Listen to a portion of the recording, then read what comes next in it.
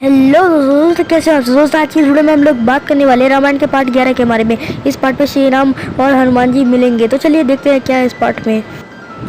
तो अब श्री राम और लक्ष्मण सीता माता की खोज में जब जा रहे थे, सभी ने उन्हें हनुमान जी के बारे में बताया और सुग्रीव के बारे में। तो वो उस जंगल में गए तो वहाँ पे सुग्रीव थे। उनको लगा कि उनके बड़े भाई बाली ने कुछ लोगों को भेजा ताकि वो उन्हें मार सके, और उसका बड़ा भाई बाली एक गलतफहमी की वजह से उसका दुश्मन बन गया था।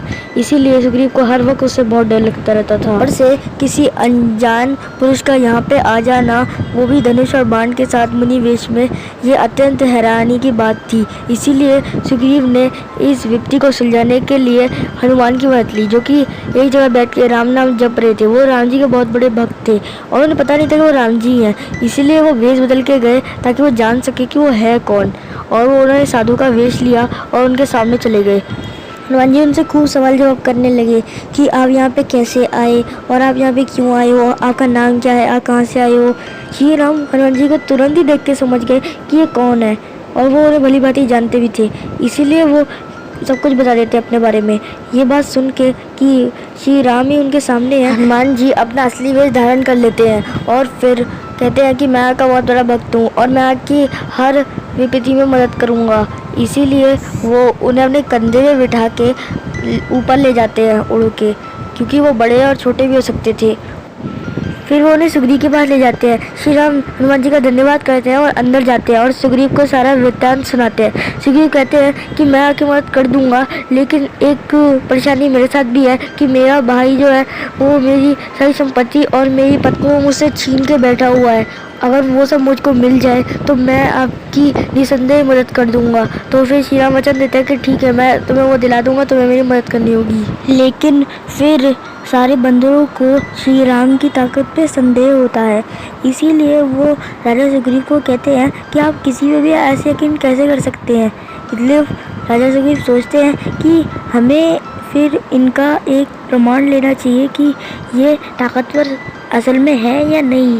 बाली को उन पर संदेह हो रहा था, लेकिन फिर जैसे ही वो उन्हें जंगल में ले गया तो फिर उसने कहा कि एक बहुत ही भारी राक्षस था जिसका मांस अभी फट चुका है, इसी वजह से उसका खाली कंकाल है। वे कहते हैं कि क्या आप इसे अपनी एक टांग से पहाड़ों के दूर पहुंचा सकते हैं। इसके बाद श्री राम को बिल्कुल भी इसका डर नहीं होता कि वो उसे नहीं पहुंचा पाएंगे। वो हंसते हंसते उसके पास जाते हैं और पैर की हल्की सी ठोकर से ही उसे पहाड़ों के उस इलाके से ही बहुत दूर पहुंचा देते हैं कि अब उसको खोज पाना भी इतना मुश्किल होगा।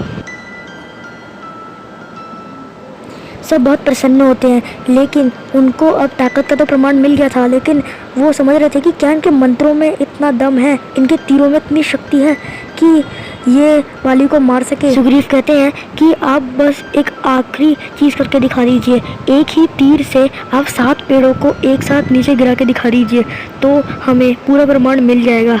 श्री राम फिर से जाते हैं और अपने एक ही तीर के वार से 7 के 7 पेड़ों को नीचे गिरा देते हैं, उनको काट डालते हैं।